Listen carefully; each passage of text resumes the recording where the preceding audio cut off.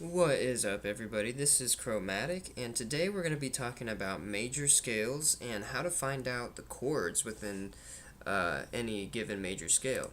So let's just get right to it, y'all. So basically, what is a scale? So a scale in music is just simply a linear progression of notes, right? And this progression follows a certain pattern. It has a certain rule to it, or a set of rules that it has to abide by in order for it to be that scale. And so for a major scale, it's no exception. The major scale has a sequence that it has to follow. And I'm going to go ahead and just write in a C major scale, and then I'm going to explain the sequence that it follows. So we got C, D, E, F.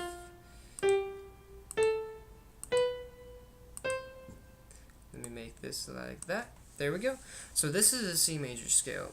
And you're saying, okay, but why? Like, how is it C major? Well, for one, we start on C. So we know the note name of the scale is going to be C, because that's the note we start on. And the sequence that it follows is, well, before I explain the sequence, let me back up just a little bit, because I have to explain it intervals. So right here, this would be known as a half step, because there's no other notes in between. This is the shortest distance between two notes in music. Also, if we look here, this is another half step between B and C, the octave.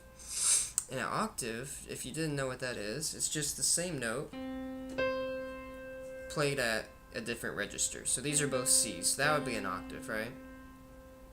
So these are half steps because it's the shortest distance between any two notes in music. There's no other notes in between here, right? So then what would these be, I'm wondering? So, well, two halves make a whole. So if we're on C to C sharp, that would be a half step. But if we go up one more, then it's D, and so that's going to be a whole step right there, because two halves make a whole. So just by looking at this, you can kind of see the pattern already. You have a whole step here, a whole step between D and E, between E and F is a half step, and then you have between F and G is a whole step, between G and A is a whole step, between A and B is another whole step, and between B and C is a half step. And you're thinking, okay, that's a lot to remember. Well, think of it like this. You start on any note, right? And, well, if you just look at the scale, you'll notice between notes 3 and 4 of the scale is a half step, and between notes 7 and 8 of the scale is also a half step. Everything else is whole steps. So if you just think of it like that, you say, okay, I'm starting on C.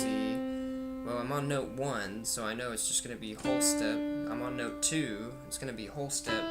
Oh, wait a minute, I'm on note 3, and I remember that between note 3 and 4 is a half step. So I'll do a half step. I'm on note 4 now, so I guess I'll just go up a whole step. I'm on note 5 now, so I guess another whole step. Note 6 is going to be another whole step. And then, oh, wait a minute, I'm on note 7 now, so I guess it's going to be a half step. So I hope that makes sense with the scale. It's just the formation of a major scale right there. And we could do this, we could start on any note. And I'll just go through it quickly here. So we're on G. So remember, 3 and 4 is the half step, and 7 and 8 is the half step. That's all you got to think about when you're doing a major scale. So we got G.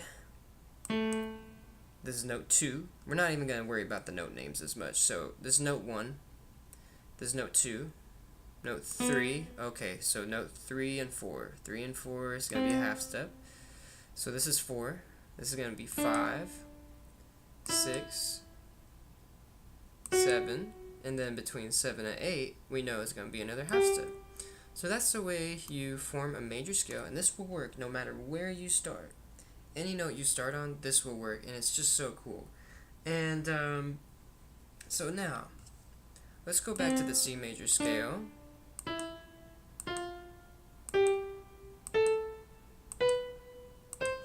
Okay, so we have our C major scale. So now how do we find the chords within here? Like, how do we make some chords? So what you do is you build triads. And a triad is simply a 3-note chord that consists of a root, a third, and a fifth. So let me show you what I mean.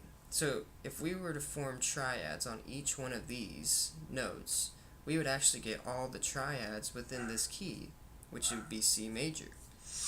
So how do we do that though? Well, if we start on C and we want to get a triad from C here, what we would do is we would play every other note of the scale. So we're playing this note. We're not going to play the D. We are going to play the E. We're going to skip the F. Then we're going to go to the G. So if we play all three of those, it gives us this sound, which is a C major triad. So let's write that in. Alright, so then we just do the same thing. We're only using the notes of the scale here.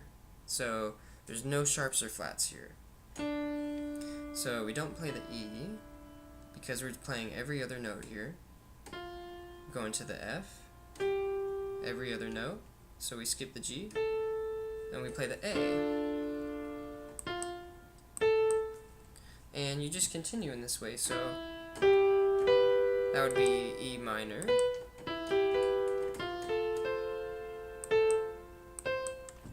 F major,